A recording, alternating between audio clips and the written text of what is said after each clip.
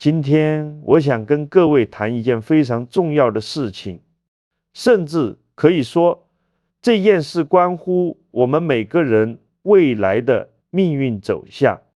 你有没有发现，最近这几年，这个世界好像被按下了快进键，变化来得特别快，快到让人喘不过气来。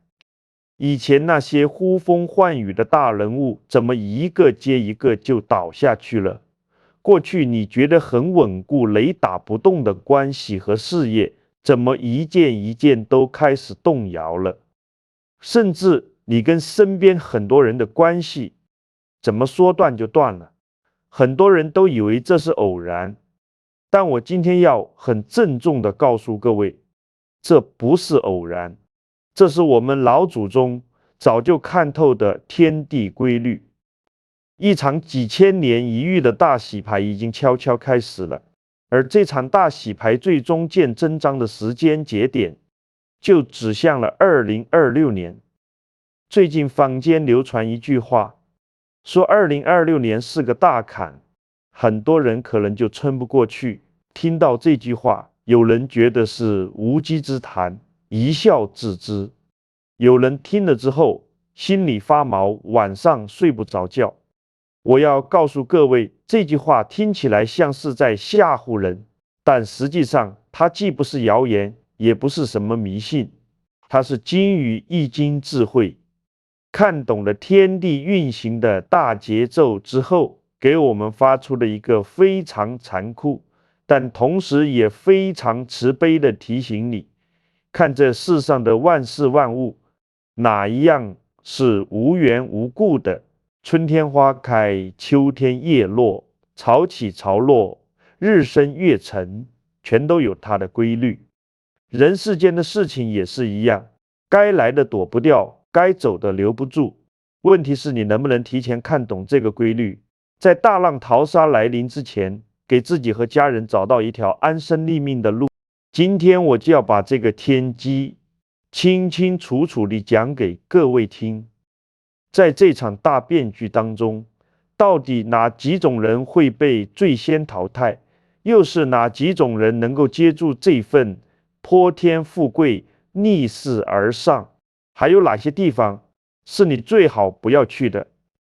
我们普通人又该如何看懂天机，趋吉避凶，为自己和家人争取到一张通往新时代的船票？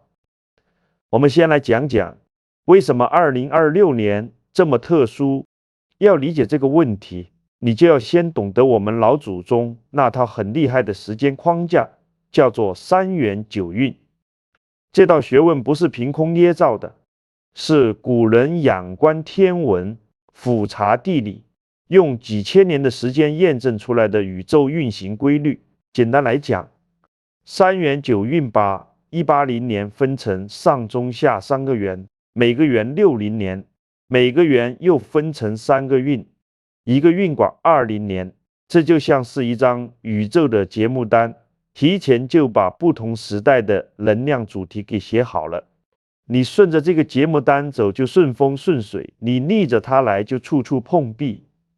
我们刚刚走完的2004年到2023年叫做8运，它对应易经里的艮卦，五行属土，土的特性是什么？稳固、厚重、积累。所以过去那20年，全世界的主题都跟土有关，大家拼命盖房子，房地产成了最硬的通货。那时候大家的安全感建立在什么上面？建立在一份安稳的工作，一套自己的房子上。但是运程像流水，总有流走的一天。从2024年开始，我们已经一脚踏进了下一个20年，叫做9运。这个运是离卦当家，五行属火。你想想看，从那个厚重稳定的土，一下子切换到这个躁动虚幻的火，这个变化有多剧烈？就像地球上2块巨大的板块发生碰撞，中间必然会有剧烈的震荡。土是看得见、摸得着的，是实的；而火呢，它光鲜亮丽，很吸引眼球，但它非常不稳定。一阵风吹来，火势就变了方向，它来得快，去得也快，是虚的。燃烧的时候灿烂辉煌，烧完了就只剩一把灰，一个追求稳定固化的能量场和一个追求变动虚化的能量场。它们交接般的时候，绝对不是温和的握手，而是一场激烈的撕裂。那为什么预言偏偏指向2026年呢？因为2026年的干支是丙午，天干丙火，是阳火，像中午的大太阳，能量向外放射，代表激烈的竞争和外在的冲突。地支午火，是阴火，像煤炭熄灭后的余温，能量向内收敛，代表潜在的风险和情绪的暗流涌动。你看，天上一把火，地下一把火，双火叠加，这就像是火上浇油一样。这将是我们刚刚踏进的这个离火大运里头第一个火力最旺的巅峰时刻。易经里头，火是最猛烈的，它能净化一切，也能烧掉一切。它会用一种最不讲情面的方式，把所有那些陈旧的、虚假的、不可思议的东西，通通给它烧掉。我讲这个不是故弄玄虚，易经早就告诉我们，这一年的火，它不只是烧天，更要烧心。它烧的不是你家的房子，也不是你口袋里的钱，它烧的是什么？是你内在的心神精气和你那份久违的安宁。你放眼看一看现在的情况，经济是不是不好了？工作是不是难找了？钱是不是越来越不值钱了？再看看天气，是不是越来越反常？社会上的戾气是不是越来越重？我们每个人的心是不是都普遍很焦躁、很不安？我告诉各位，所有这些都是那把大火真正烧起来之前冒出来的火星子，真正的考验还在后头。讲到这里，我要跟各位说一个很重要的道理。老子在《道德经》里讲过一句话，叫做“祸兮福之所倚，福兮祸之所伏”。什么意思？就是说，祸和福是相互依存的，是可以转化的。你今天遇到的困难，可能是明天的机遇；你今天享受的安逸，可能是明天的隐患。2026年这个大坎，表面上看是危机，实际上也是转机，关键看你怎么应对。那些看不懂形势，还在用旧思维过日子的人，就会被这把火烧得焦头烂额；而那些能够顺应天道、提前调整自己的人，反而能够借着这把火的力量，把自己锻造得更加纯粹，实现脱胎换骨的蜕变。这就是天道的公平，它不偏袒任何人，但它会奖励那些懂得顺势而为的人。接下来，我要特别提醒各位，在丙午这种火气能量特别旺的年份，有几个地方你尽量不要去。这不是迷信，这是老祖宗几千年总结出来的趋吉避凶智慧。第一个要避开的地方是人群高度密集的场所。你想想看，像大型商场、热门景点、演唱会现场这些地方，平时就人挤人，人挨人，每个人身上都带着自己的情绪和能量，有开心的，有烦躁的，有焦虑的，有愤怒的，这些能量混杂在一起，本来就不太稳定。在火气能量特别旺的年份，这些地方就会变成一个巨大的焦躁情绪放大器，每个人一点点的烦躁凑在一起，很快就会升级。可能只是因为一点鸡毛蒜皮的小事，一个眼神、一句话、一个小小的肢体接触就可能引发激烈的冲突。你看看新闻就知道了。这几年群体性事件是不是越来越多？人和人之间的摩擦是不是越来越容易升级？这都是火气上头的表现。所以在2026年前后，能不去人多的地方就尽量不去，非去不可的话，也要保持警觉，控制好自己的情绪，不要跟人起争执。易经里有句话叫君子不立危墙之下，什么意思？就是说有智慧的人不会把自己置于危险的境地，明知道那个地方容易出事，你还非要往那儿凑，这不是勇敢，这是愚蠢。第二个要避开的地方是气场阴沉的废弃场所，像废弃的医院、古战场、荒废的工厂、年久失修的老宅，这些地方都要远离。为什么？因为这些地方积累了太多负面的能量。医院是生老病死的地方，战场是杀戮流血的地方，废弃的工厂可能经历过破产倒闭、工人失业的悲剧。这些负面能量会沉淀在那个空间里，形成一种很压抑、很阴沉的气场。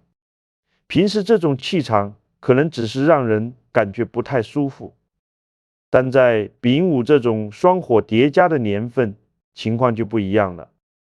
你要知道，阴和阳是相互对立的，那股阴沉的气跟那股燥热的阳火一碰撞，就像冰碰到火，会产生剧烈的反应。人在这种环境里待久了，心神很容易出问题，轻的可能是心情低落、噩梦连连，重的可能是精神恍惚、行为失常。我见过不少案例，都是在这种年份去了不该去的地方，回来之后整个人都不对劲了。你说是巧合也好，说是科学解释不了的现象也好，事实就摆在那里。老祖宗讲，宁可信其有，不可信其无。在这种特殊年份，多一份敬畏，少一份冒险，总是没错的。第三个要避开的地方是高风险的自然环境，像未开发的野山、深水湖泊、悬崖峭壁这些地方。2026年前后，尽量不要去冒险。火旺的年份，人容易冲动，总想着挑战极限，证明自己，这本身就是一种危险的心态。再加上气候异常事件会增加，天气变化无常，这些本来就有风险的地方会变得更加危险。你看看这几年户外探险出事的新闻是不是越来越多？很多人觉得自己有经验、有装备，结果还是出了意外。这不是能力问题，是时运问题。赵家讲，天时不如地利，地利不如人和。反过来理解，就是说，天时不对的时候，你再有本事也白搭。2026年前后，天时就是不太对，老老实实待着比什么都强。我不是说让你做缩头乌龟，什么都不敢干，我是说要审时度势，该冒险的时候冒险，不该冒险的时候就老实待着，这才是真正的智慧。第四个要避开的地方是是非争端多的场所，像法院门口、有人激烈吵架的地方、各种维权现场，这些地方2026年前后尽量不要靠近。这些地方本来就是负能量集中的是非场，两边的人都觉得自己有理，都带着一肚子火气。这种地方的气场是很混乱的，就像一个漩涡，你靠近了就容易被卷进去。我常说，是非场就像一个黑洞，它会吸走你的正能量，把负能量塞给你。你本来心情挺好的，看了一场吵架，回去之后心里就不痛快了。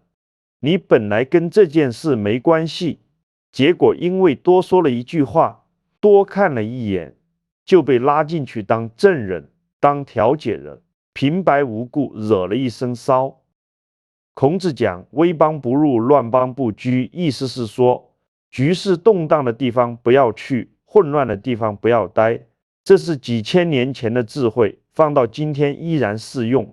你不要以为2026年的大清算还很远，其实它早就开始了。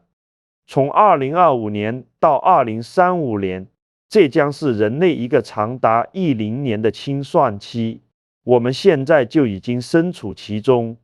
最典型的表现是什么？是你跟身边人的缘分近了，散了的速度在加快。以前大家还能和气里吃饭聊天，现在可能一开口就吵架，最后不欢而散。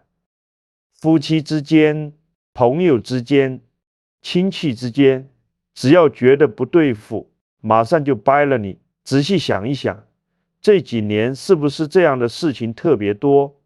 以前觉得铁打的关系说断就断了，比前觉得牢不可破的情谊说散就散了。这背后是因果业力在加速清算。那些不适合再出现在你生命里的人，命运会用各种方式把他们带走。那些该还的钱债、该聊的烂账，这一次要一次性清理干净。虽然过程会痛，但留下的才是真正对你好的人。这是老天爷在帮你清理人际关系，帮你轻装上阵。讲到这里，我要跟各位谈谈更深层的道理。佛家讲因果，道家讲成负，说的都是一回事，就是种什么因得什么果。你今天做的每一件事，说的每一句话，起的每一个念头，都在给自己的未来埋下种子。这个道理放到个人身上是这样，放到整个人类社会也是这样。什么叫业力？就是宇宙级的因果债务。人类几千年来的战争、掠夺、欺骗、破坏环境，这些负面能量不会凭空消失，它们会像网一样捆住人类的集体意识。2025年到2032年是一个长达7年的觉醒期，这期间有2股力量在角力，一股是向上的觉醒力量，推动人类走向更高的意识层次，另一股是人类几千年来积累的负面业力，它会用天灾人祸的形式进行清算。这7年是我们最后的时间窗口，必须通过内在觉醒斩断这些旧的因果链条。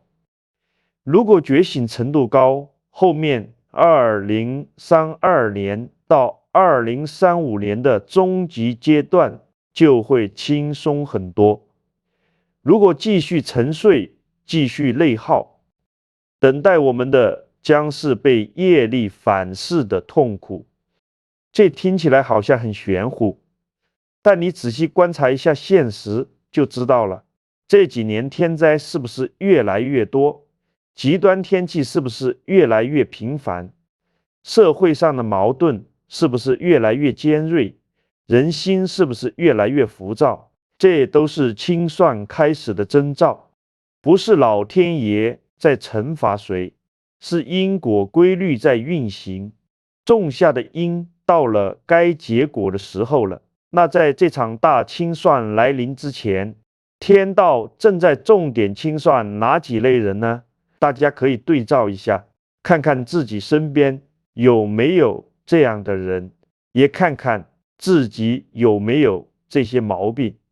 第一类要被清算的是披着光环却在暗地里搞鬼的人。这种人表面一身正气，打着救世助人的旗号，背地里却在捞好处、贩卖焦虑、编织谎言。他们越是包装的光鲜亮丽，背后的意图越见不得光。以前他们靠着人性的弱点和信息的不对称能混得开，大家分不清真假，容易被他们的表演蒙蔽。但现在不一样了，离火大运一来，火的特性是什么？是照亮，是曝光。所有藏在阴暗角落里的东西，都会被这把火给照出来。你看看这几年，是不是很多以前风光无限的人物，突然就翻车了？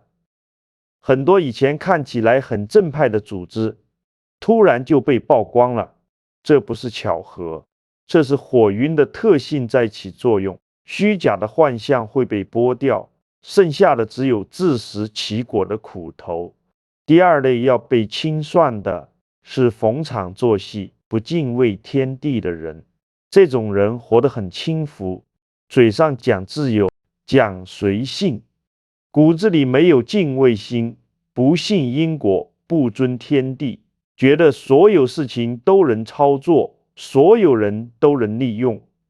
他们的生活看似热闹，铜有很多，场子很大，但实际上灵魂早已没有根，就像一棵树，枝繁叶茂的，但根扎得很浅，一阵大风吹来，整棵树就倒了。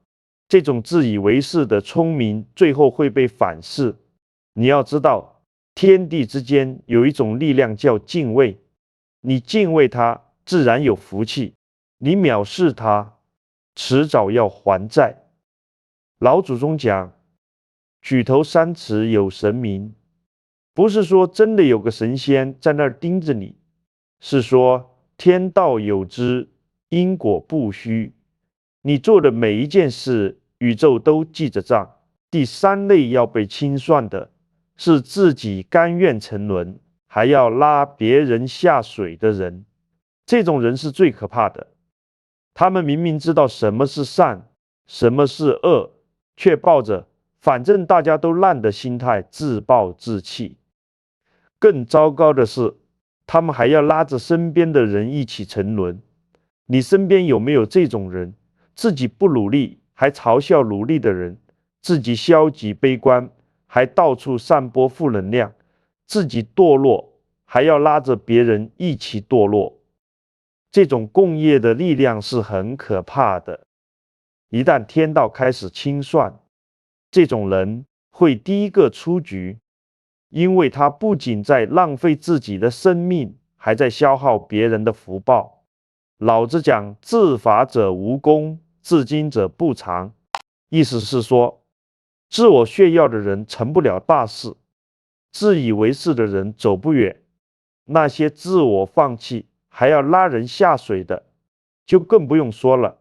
讲到这里，可能有朋友要问了，那我们普通人该怎么办？该怎么过这个坎？答案很简单，8个字：顺应天道，修心养德。什么叫顺应天道？就是不要跟大事对着干。离火大运的主题是什么？是变动，是虚化，是内在精神的修炼。过去土运的20年，大家追求的是外在的积累，买房子、存钱、攒资源，这些在土运时代是对的，因为土的特性就是积累。但现在进入火运了，规则变了，你还用老一套的思维去应对新的时代，就会处处碰壁。火运时代追求的是什么？是精神的充实，是内心的修炼，是轻资产、高能量。你看看现在什么行业在崛起？文化产业、精神消费、知识付费、心理咨询，这些都是跟内在精神相关的领域。所以与其拼命去抓那些外在的东西，不如静下心来，好好修炼自己的内在。什么叫修心养德？就是把自己的心管好，把自己的德行养厚。心是什么？心是你的念头，是你的情绪，是你面对世界的态度。火运时代，外面的火一旺，心里的火就跟着烧。你不懂得管理自己的心，就会被焦虑、恐惧、愤怒这些负面情绪给吞噬。我常说，人这辈子最大的敌人不是别人，是自己那颗不安的心。你心不安，住在皇宫里也睡不着觉；你心安了，住在茅草屋里也能笑着入眠。德是什么？德是你的能量容器，你的德行有多厚，你能承载的福报就有多大。易经里有句话讲得很透彻，叫做德薄而位尊，智小而谋大，力微而任重，先不及矣。什么意思？就是说，你的德行不够，却坐在高位上；你的智慧很小，却想谋大事；你的力量很弱，却担着重任。这样的人很少有不招灾的，这不是命运不公，是能量失衡的必然结果。德是能量的承载力，你的德像容器，福报像水，容器太小，水多了自然漫出来，甚至会把容器撑破。那些突然倒下的人，突然破产的人，突然身败名裂的人，很多都是因为德行积累跟不上。火运的火一照，失衡的状态就暴露了，站不住脚就倒下了。所以我说，修心养德是这个时代最重要的功课。你把心修好了，把德养厚了，不管外面风浪多大，你都能站得稳。讲到这里，我要特别提醒各位一点，未来几年精神问题会大爆发，焦虑症、抑郁症的发病率会持续飙升。这不是我危言耸听，这是离火大运的必然产物。你想想看，人在吃不饱的时候，只有一个烦恼，就是怎么填饱肚子。等吃饱了，烦恼反而变多了，工作的压力、家庭的矛盾、人际关系的困扰、对未来的迷茫，一个接一个冒出来。科技发展越快，人心越容易迷失。虚拟世界里热情似火，现实生活中却冷漠如冰。人和人之间的真实连接越来越少，孤独感却越来越强。这种情况下，只有一种人能活得明白，那就是懂得修行的人。修行是什么？修行不是让你出家当和尚，也不是让你天天烧香拜佛。修行就是修炼这颗心，就是打开思维，清除内心的障碍。古话说，人不为己，天诛地灭。这个为不是自私自利的为，是修为的为。意思是说，如果一个人不懂得修炼自己这颗心，只靠外在的力量去拼，精神痛苦会越来越多，最后会被天地淘汰。只有开悟才是解决精神问题的根本。开悟之后再看这个世界，豁然开朗。三维世界的那些问题困不住一个开悟的心。我见过很多人条件很好，钱也有，事业也成功，但整天愁眉苦脸的，为什么？因为心里头堵着呢，想不通，放不下。我也见过很多人条件很一般，甚至可以说是清贫，但天天乐呵呵的，为什么？因为心里头通透，看得开，放得下。同样是活在这个世界上，差别怎么这么大？差别就在这个心上。心通了，一切都通了；心堵了，什么都堵了。所以我说，在这个离火时代，修心是第一要务。你把心修好了，其他的问题都是小问题。那具体怎么修呢？我给各位几点建议。第一，要慎言慎行。这个离火时代戾气很重，人和人之间的容忍度在下降，擦枪走火的概率在上升。一句话说的不对，可能就惹来大麻烦；一个动作做得过分，可能就招来大祸患。所以说话之前先想一想，做事之前先掂量掂量，不要逞一时之快，不要图一时之爽。忍一时风平浪静，退一步海阔天空。这些老话听起来俗气，但确实是保命的智慧。尤其是现在，很多人心里压抑迷茫，就像定时炸弹一样，碰一下就炸。你要善待身边的每一个人，不要跟陌生人起摩擦。小人自有小人磨，恶人自有天来收。你不要去当那个磨小人收恶人的工具，那是老天爷的事。第二，要减少消耗。什么叫消耗？无意义的社交是消耗，无休止的争论是消耗，刷手机刷到半夜是消耗，跟烂人烂事纠缠是消耗。这些事情看起来没什么，但他们会一点一点地吸走你的精气神。等你反应过来的时候，已经空了。火运时代，能量的流动速度加快了。你正能量的速度如果赶不上消耗的速度，你就会越来越虚。虚了之后，什么毛病都来了，身体的毛病、心理的毛病、运势的毛病，全都来了。所以要学会做减法，不重要的饭局少去，不重要的人少见，不重要的事少掺和，把时间和精力省下来，留给真正重要的人和事。道家讲虚其心，实其腹，意思是说心要空，肚子要实。心空了，就不会被杂念困扰；肚子实了，就有底气面对世界。第三，要与自然连接。离火时代人心浮躁，最好的解药就是大自然。你有空的时候，去山里走走，去水边坐坐，去公园里呼吸一下新鲜空气。不要整天待在钢筋水泥的盒子里，那会让你的能量越来越堵。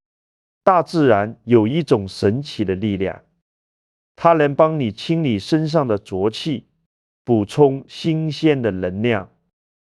你在城市里待久了，浑身都是燥气，去大自然里泡一泡，那股燥气就散了，人就舒服了。老子讲人法地，地法天，天法道，道法自然。人要向大地学习，大地要向天空学习，天空要向道学习，道要向自然学习。归根结底，自然才是最高的老师。你看那山，不管刮风下雨，它就在那里待着，稳稳当当的。你看那水，不管遇到什么障碍，它总能找到出路，绕过去或者冲过去。这都是自然在教我们做人的道理。第四，要积德行善。这一点我反复强调，是因为它太重要了。什么叫积德？就是做好事不求回报。什么叫行善？就是帮助别人不图好处。你不要小看这些小善小德，他们就像往银行里存钱一样，一点一点的积累。等你遇到难关的时候，这些积累就会发挥作用，帮你度过难关。相反，如果你平时净做损人利己的事，那就是在透支自己的福报，透支多了，总有一天要还的，到时候本金加利息一起算，你可能还不起。佛家讲诸恶莫作，众善奉行，意思是说所有的坏事都不要做，所有的好事都要去做。这8个字说起来简单，做起来却需要一辈子的功夫。你可能会说，我也想做好人，可是这个社会太复杂了，好人总是吃亏。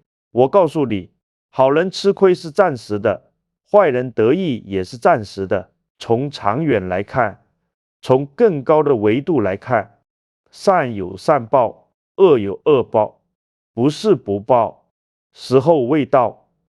你看那些为富不仁的人，表面上风光无限，实际上内心惶惶不可终日。你看那些心地善良的人，可能暂时过得清贫，但内心安宁，睡觉都踏实。哪种人活得更好，不好说，但我可以肯定地告诉你，哪种人死得更安心。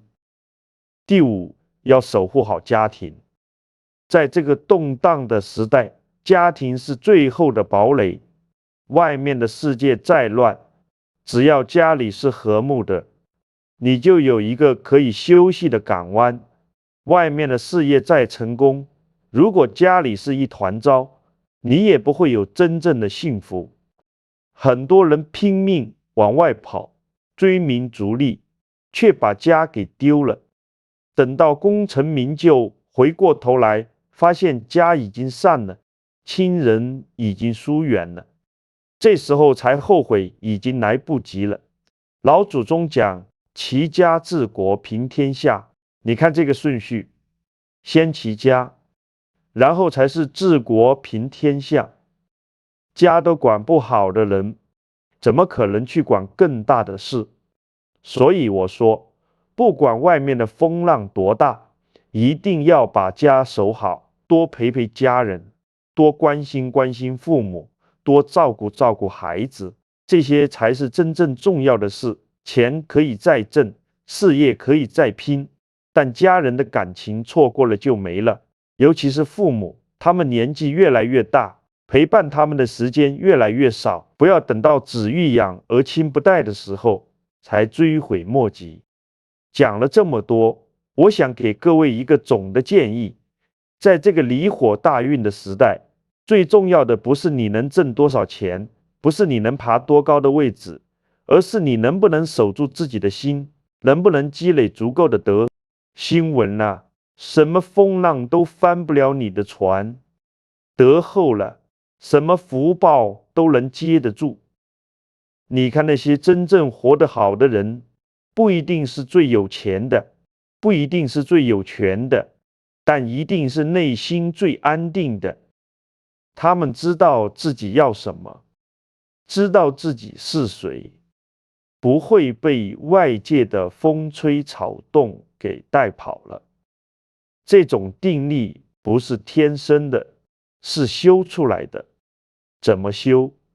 就是我前面说的那些：慎言慎行，减少消耗与自然连接，积德行善，守护家庭。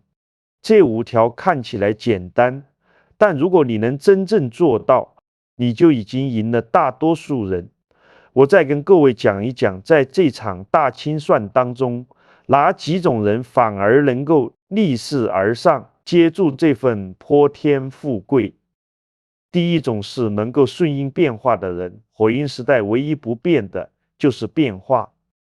你如果还抱着旧的东西不放，死守着过去的经验和模式，那就会被时代抛弃。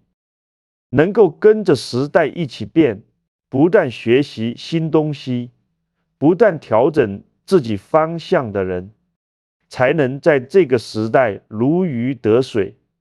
你看那些成功的企业家，没有一个是一成不变的，他们都是不断的折腾，不断的试错，不断的调整，才能一直站在潮头上。普通人也是一样，你不能指望一辈子吃一碗饭。行业在变，技术在变，需求在变，你也得跟着变，不变就会被淘汰，这是铁律。第二种是专注内在修炼的人。前面说过，活运时代的主题是内在精神的提升。那些能够静下心来修炼自己内在的人，会获得巨大的优势。什么叫内在修炼？读书是内在修炼，冥想是内在修炼，反思是内在修炼，提升认知是内在修炼。你花在内在修炼上的时间永远不会白费，它会转化成你的智慧，转化成你的定力，转化成你应对这个世界的能力。外在的东西可以被夺走，但内在的东西是夺不走的。你学到的知识，你悟到的道理，你修出来的心性，这些都是永远属于你的财富。第三种是心怀善念、广结善缘的人。善念是一种能量，它会吸引同频的人和事。你心怀善念，身边就会聚集善良的人。你广结善缘，关键时刻就会有人拉你一把。这不是玄学，这是能量的共振原理。你发出什么频率，就会吸引什么频率。你发出善的频率，就会吸引善的回应。我见过太多这样的例子，平时乐于助人的人，遇到困难的时候总有人帮忙；平时自私自利的人，遇到困难的时候众叛亲离。这就是因果，这就是规律。你种下什么，就收获什么。第四种是懂得取舍、轻装上阵的人。火运时代，速度很重要。你背着太多的包袱，就跑不快。什么是包袱？不需要的东西是包袱，不适合的关系是包袱，放不下的执念是包袱，过去的恩怨是包袱。你要学会断舍离，不需要的东西扔掉，不适合的关系放手，放不下的执念，看开过去的恩怨，翻篇。轻装上阵的人，才能在这个快速变化的时代抓住机会。背着一身包袱的人，只能眼睁睁地看着机会从眼前溜走。佛家讲放下屠刀，立地成佛。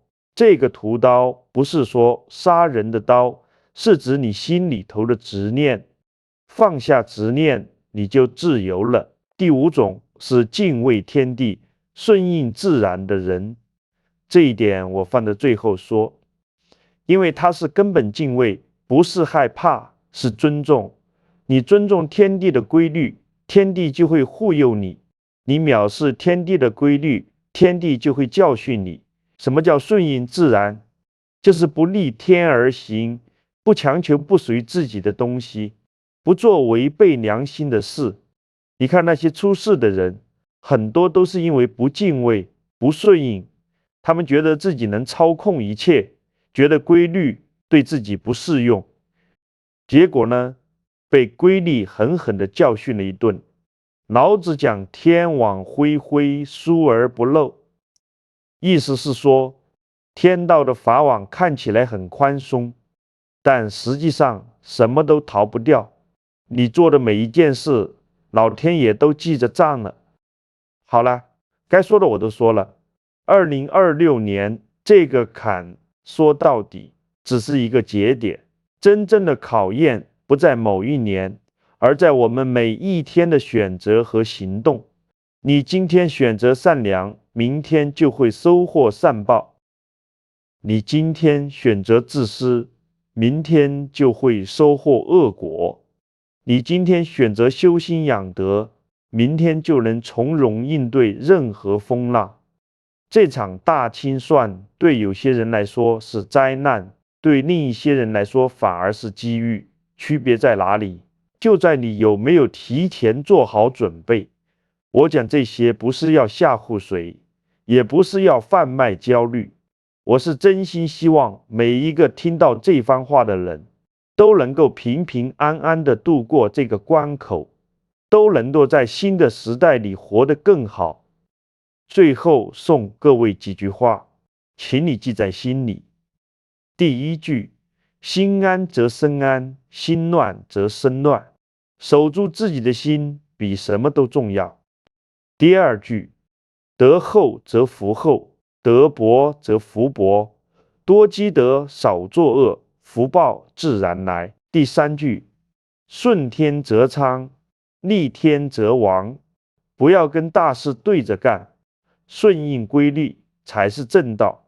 第四句，祸福无门，为人自招。你的命运掌握在你自己手里，不在别人手里，也不在老天爷手里。第五句，但行好事，莫问前程。把该做的事做好，结果自然不会差。愿你在这个动荡的时代，能够守住自己的心，积累自己的德，护好自己的家，过好自己的日子。愿你和你的家人都能平安顺遂，福报绵长。愿我们都能在这场大清算中化危为机，涅槃重生。信不信由你，做不做也由你。但我相信，能够听到最后的你，一定是有福之人。去吧，从今天开始，从修心养德开始，从善待身边每一个人开始，去迎接属于你的新时代。天道酬勤，天道酬善，这是亘古不变的真理。